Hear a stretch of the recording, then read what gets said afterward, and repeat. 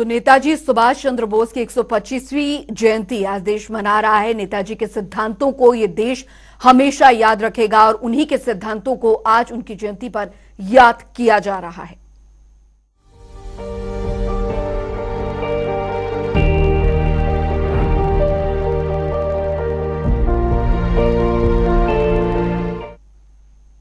इतिहास के वो महान शख्सियत जिनके बारे में अक्सर अधूरी बातें ही कही जाती हैं, जिनके नारे जय हिंद की गूंज हर किसी की जुबान पर रहते हैं और जिन्होंने देश की आजादी के लिए अंग्रेजों से लोहा लेने वाली आजाद हिंद फौज की कमान भी संभाली थी, वो है महान क्रांतिकारियों में शुमार नेताजी सुभाष चंद्र बोस। उन्होंने जो देश के लिए किया उसे लोग कभी भुला नहीं सकते हैं।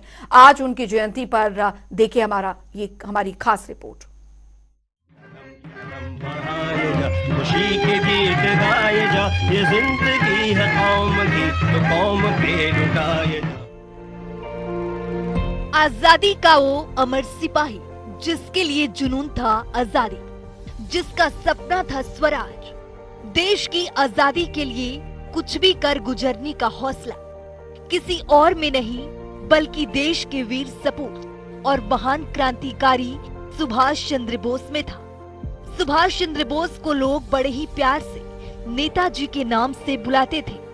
नेताजी एक ऐसी महान शख्सियत थे जिन्होंने देश के लिए कई बड़े और आदर्श कार्य किए हैं। कई महापुरुषों ने हमारी आजादी की लड़ाई में अपना तन मन धन और परिवार सब कुछ अर्पण कर दिया। ऐसे ही महापुरुषों में से एक थे सुभाष चंद्र बोस। साल 1897 का था और महीना जनवरी का, जब उड़ीसा के हिंदू कायस्थ परिवार में वीर सपूत सुभाष चंद्र बोस का जन्म हुआ था। उनके पिता का नाम जानकी नाथ बोस और माता का नाम प्रभावती दत्त बोस था। जानकी नाथ बोस कटक शहर के मशहूर वकील थे। उन्होंने कटक की महापालिका में लंबे समय तक काम भी किया था और उन्होंने बंगाल विधानसभा के सदस्य के रूप में भी अहम भूमिका निभाई। अंग्रेज सरकार ने उनके पिता जानकी नाथ को राय बहादुर का खिताब दिया था। वहीं परिवार में सुभाष चंद्र बोस की परवरिश विद्वान परिजनों के बीच हुई थी। प्रभावती और जानकी नाथ बोस की कुल मिलाकर 14 संतानें थी, जिसमें 6 बेटियां और 8 बेटे थे। सुभाष उनकी 9वीं संतान थे। बचपन के दिनों से ही सुभाष चंद्र बोस एक होनहार छात्र थे। देश प्रेम, स्वाभिमान और साहस उनमें कूट-कूट कर भरा था। सुभाष चंद्र बोस ने अपनी स्कूली शिक्षा दीक्षा ने प्रोटेस्टेंट यूरोपियन स्कूल से प्राप्त की और प्रेसिडेंसी कॉलेज से स्नातक की डिग्री हासिल की थी। सुभाष चंद्र बोस महज 15 वर्ष की आयु में स्वामी विवेकानंद और रामकृष्ण से प्रभावित थे, जिसके बाद विवेकानंद साहित्य का पूर्ण अध्ययन कर आध्यात्म के मार्ग पर कुछ समय के लिए निकल पड़े। कुछ कर गुजरने का हौसला सुभाष चंद्र बोस में बचपन के दिनों से ही था। देश के प्रति उनकी भावना हमेशा से प्रबल थी। स्नातक की डिग्री हासिल करने के बाद उनके माता पिता ने भारतीय सिविल सेवा की तैयारी के लिए इंग्लैंड की कैम्ब्रिज विश्वविद्यालय भेज दिया। वहीं साल 1920 में उन्होंने सिविल सेवा की परीक्षा पास की, लेकिन अप्रैल 1921 में भारत में राष्ट्रवादी उथल पुथल की सुनवाई के बाद उन्होंने अपनी उम्मीदवारी से इस्तीफा दे दिया और भारत वापस आ गए। नेताजी सुभाष चंद्र बोस का स्वभाव बेहद संघर्षशील और न्यायप्रिय था। वो जब भारत लौट कर आए तो कोलकाता के स्वतंत्रता सेनानी देशबंधु चित्तरंजन दास के कार्य से काफी प्रभावित हुए और उनके साथ काम करने का इच्छा जताई। वहीं रविंद्रनाथ ठाकुर की सलाह पर भारत वापस आने पर वे सबसे पहले मुंबई गए और वहां महात्मा गांधी से मुलाकात की और उस मुलाकात में गांधी जी ने नेताजी को कोलकाता जाकर दास बाबू के साथ काम करने की सलाह दी। इस सलाह को नेताजी ने बाखूबी निभाते हुए कोलकाता आए और दास बाबू से मिले। उन दिनों गांधी जी ने अंग्रेज सरकार के खिलाफ असहयोग आंदोलन की शुरुआत की थी। दास बाबू इस आंदोलन का बंगाल में नेतृत्व कर रहे थे। इसी दौरान उनके साथ नेताजी सुभाष इस आंदोलन में सहभागी के तौर पर कूद पड़े। साल 1922 में दास बाबू ने स्वराज पार्टी की स्थापना की और विधानसभा के अंदर से अंग्रेज सरकार का विरोध करने के लिए कोलकाता महापालिका का चुनाव स्वराज पार्टी ने लड़कर जीता और दास बाबू कोलकाता के महापौर बन गए। उन्होंने नेताजी को महापालिका का प्रमुख कार्यकारी अधिकारी के तौर पर नियुक्त किया। नेताजी ने अपने कार्यकाल में कोलकाता महापालिका का पूरा ढांचा और काम करने के तौर तरीके को ही बदल डाला। कोलकाता में सभी रास्तों के अंग्रेजी नामों को बदलकर उन्हें भारतीय नाम दिए गए। वहीं तौर तरीके में बदलाव के साथ स्वतंत्रता संग्राम में प्राण न्यौछावर करने वालों के परिवारजनों को महापालिका में नौकरी भी दिए जाने की परंपरा की शुरुआत की गई। इन सब के बीच नेताजी सुभाष चंद्र बोस एक महान युवा नेता के तौर पर उभरे और जवाहरलाल नेहरू के साथ सुभाष ने कांग्रेस के नेतृत्व में इंडिपेंडेंस लीग की शुरुआत की। साल 1927 में जब साइमन कमीशन भारत आया तब कांग्रेस ने उसे काले झंडे दिखाए। वहीं कोलकाता में नेताजी ने इस आंदोलन का नेतृत्व भी किया। साइमन कमीशन को जवाब देने के लिए कांग्रेस ने भारत का भावी संविधान बनाने का काम 8 सदस्यीय आयोग को सौंपा और इस पर काम शुरू कर दिया गया। वहीं जवाहरलाल नेहरू के पिता मोतीलाल नेहरू इस आयोग के अध्यक्ष और नेताजी सुभाष उसके एक सदस्य के तौर पर काम शुरू कर दिया। साल 1928 में कांग्रेस का वार्षिक अधिवेशन मोतीलाल नेहरू की अध्यक्षता में कोलकाता में हुआ था।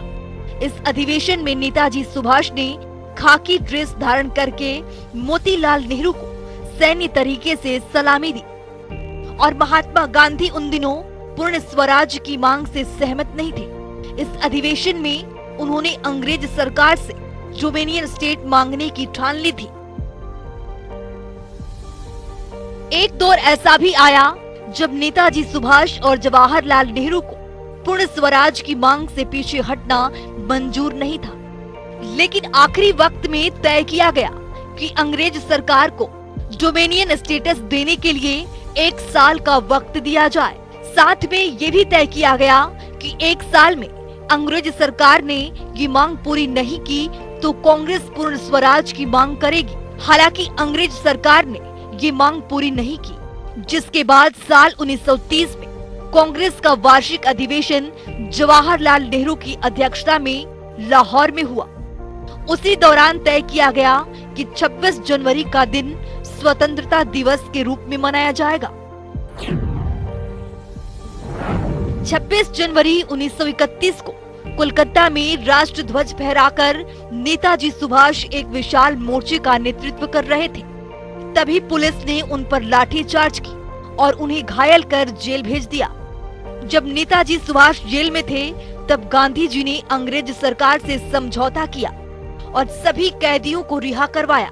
इन सब के बीच भगत सिंह की फांसी माफ करने के लिए गांधी जी ने सरकार से बात तो की, लेकिन बात नहीं बनी। वहीं सुभाष चंद्र बोस चाहते थे कि इस विषय पर गांधी जी अंग्रेज सरकार के साथ किया गया समझौता तोड़ दे, लेकिन गांधी जी अपनी ओर से दिए गए वचन तोड़ने को राजी नहीं थे। अंग्रेज सरकार अपने स्थान पर अड़ी रही और भगत सिंह और उनके साथियों को फांसी दे दी गई। वहीं भगत सिंह को न बचा पाने पर नेताजी सुभाष चंद्र बोस ने महात्मा गांधी और कांग्रेस के तौर तरीकों से नाराज हो गए। साल 1939 में जब कांग्रेस अध्यक्ष चुनने का समय आया तब नेताजी चाहते थे कि किसी ऐसे व्यक्ति को अध्यक्ष बनाया जाए जो इस मामले में किसी दबाव की आगे बिल्कुल ना झुके। वहीं गांधी जी की ओर से अध्यक्ष पद के लिए पटाभी सीतारमैया को चुना गया, लेकिन कांग्रेस के कद्दावर नेता गांधी जी के इस फैसले से खुश नहीं थे। वो चाहते थे कि कांग्रेस अध्यक्ष के पद पर नेताजी सुभाष चंद्र बोस रहे, लेकिन गांधी जी को ये फैसला मंजूर नहीं था। वक्त बीतता गया और कांग्रेस में कई वर्षों बाद अध्यक्ष पद का चुनाव हुआ। इस चुनाव के दौरान सुभाष चंद्र बोस को अधिक मत मिले और साथ ही सीतारमैया को कम मत मिले। लेकिन इस दौरान गांधी जी नेताजी सुभाष को अधिक मत मिलने से खुश नहीं हुए, क्योंकि वो हमेशा से चाहते थे कि सीतारमैया इस पद का दावेदार रहे।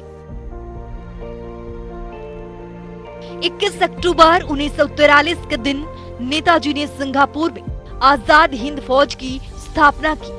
वे खुद इस सरकार के राष्ट्रपति, प्रधानमंत्री और युद्ध मंत्री बने। इस सरकार को कुल 9 देशों से मान्यता भी मिली। हालांकि नेताजी आजाद हिंद फौज के प्रधान सेनापति भी बन गए। आजाद हिंद फौज में जापानी सेना ने अंग्रेजों की फौज से पकड़े हुए भारतीय युद्धबंदियों को भर्ती किया था। वहीं आजाद हिंद फौज में औरतों के लिए झांसी की रानी रेजिमेंट भी बनाई गई। कुछ ही दिनों बाद पूर्वी एशिया में नेताजी ने अनेक भाषण देकर वहां के स्थायी भारतीय लोगों से आजाद हिंद फौज में भर्ती होने और उसे आर्थिक मदद देने का आह्वान भी किया। उन्होंने अपने आह्वान में ये संदेश दिया कि तुम मुझे खून दो, मैं तुम्हें आजादी दूंगा। द्वितीय विश्व युद्ध के दौरान आजाद हिंद फौज ने जापानी सेना के सहयोग से भारत पर आक्रमण किया और अपनी फौज को प्रेरित करने के लिए नेताजी ने दिल्ली चलो का नारा दिया। दोनों फौजों ने अंग्रेजों से अंडमान और निकोबार द्वीप जीत लिए। ये द्वीप आजाद हिंद के अनुशासन में रहे। नेताजी ने इन द्वीपों को शहीद द्वीप और स्वराज द्वीप का नया नाम दिया, जो आज भी लोग इसी नाम से जानते हैं।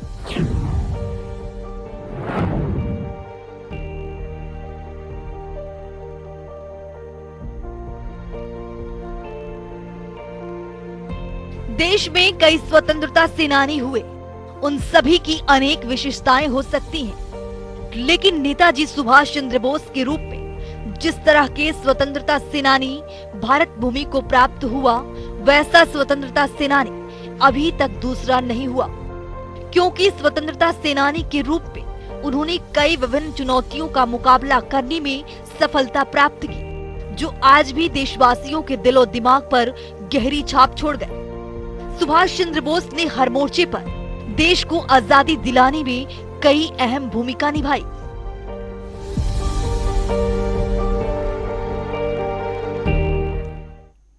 तो अपने इस वीर स्वतंत्रता सेनानी नेताजी सुभाष चंद्र बोस की जयंती पर आज देश उन्हें नमन कर रहा है और उन्हें याद कर रहा है। फिलहाल इस खास पेशकश में अभी के लिए फिलहाल इतना ही, एक ब्रेक। लेकिन जनता टीवी पर खबरों का सिलसिला लगातार जारी है।